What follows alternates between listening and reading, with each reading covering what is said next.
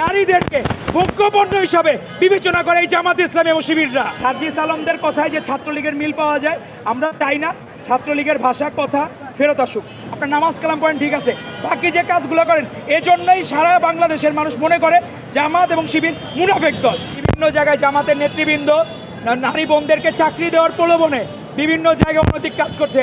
আমাদের বোনরা, যেখানে আমাদের মাননীয় প্রধানমন্ত্রী নিজের সহধর্মিনীকে ড্রাইভ করে ঢাকা মেডিকেলের জায়গায়, সেখানে নারীদেরকে ভোগ্যপণ্য হিসাবে বিবেচনা করে এই জামাত ইসলামী এবং শিবিররা, এবং তাদেরকে বাংলাদেশের মানুষ এখন দেখতেছে ছেলেরাও এখন নিরাপদ না। তো আমাদের বোন ভাই কেউই কি নিরাপদ থাকবে না এরকম রাজনীতির কাছে? তো আমরা জনগণকে অনুরোধ করব, তাদের থেকে আপনারা সতর্ক থাকবেন, মুনাফিকদের থেকে সতর্ক থাকবেন, দর্শকদের থেকে সতর্ক থাকবেন, সমকামীদের থেকে সতর্ক থাকবেন।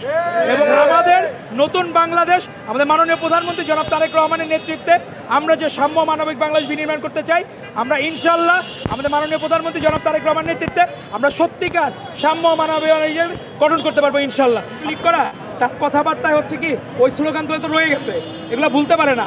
সাবেক যারা ছাত্রলীগ করে আসছে, যখন বলছে শেখ হাসিনাকে মাম্মি বলছে, শেখ মুজিবকে ড্যাডি বলছে, সেই সময় তো তাদের মনে হয় না হাসিনা খারাপ, কিন্তু যখন মনে হইলো 24-এর গণ অভ্যুত্থানে তারা তো আপোষ করতে নিছিল, কিন্তু জনগণের চাপে ঠিক মনে পড়ে শেখ মুজিব 7ই মার্চে বলেছিল জয় বাংলাও বলেছিল, আবার জয় পাকিস্তানও বলছিল, কিন্তু পরবর্তীতে জনস্রোতের কারণে সে ওই জায়গা থেকে সরে আসছে।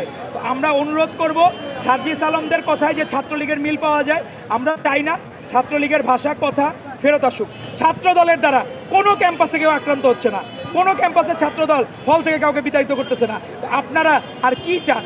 আমরা তো মনে হয় তাহলে এখন ওই জামাতে ইসলামী বলে যে আমাদের শুধু হলো কি নামাজ কালাম পড়লে মনে হয় ভালো হবে, আর বাকি কেউ পৃথিবীর ভালো না। তো নামাজ কালাম পড়া যে কোচিং সেন্টারকে যারা ছোট ছোট আমাদের বোনদেরকে যে অসৎ উপায়ে বিভিন্নভাবে প্রলোভন দেখায় নিয়ে যায়, আমরা এরকম রাজনীতি চাই না। আপনার নামাজ কালাম পয়েন্ট ঠিক আছে, বাকি যে কাজগুলো করেন এজন্যই সারা বাংলাদেশের মানুষ মনে করে জামাত এবং শিবির মুনাফেক দল, এবং তাদের সাথে আপোষ হবে না।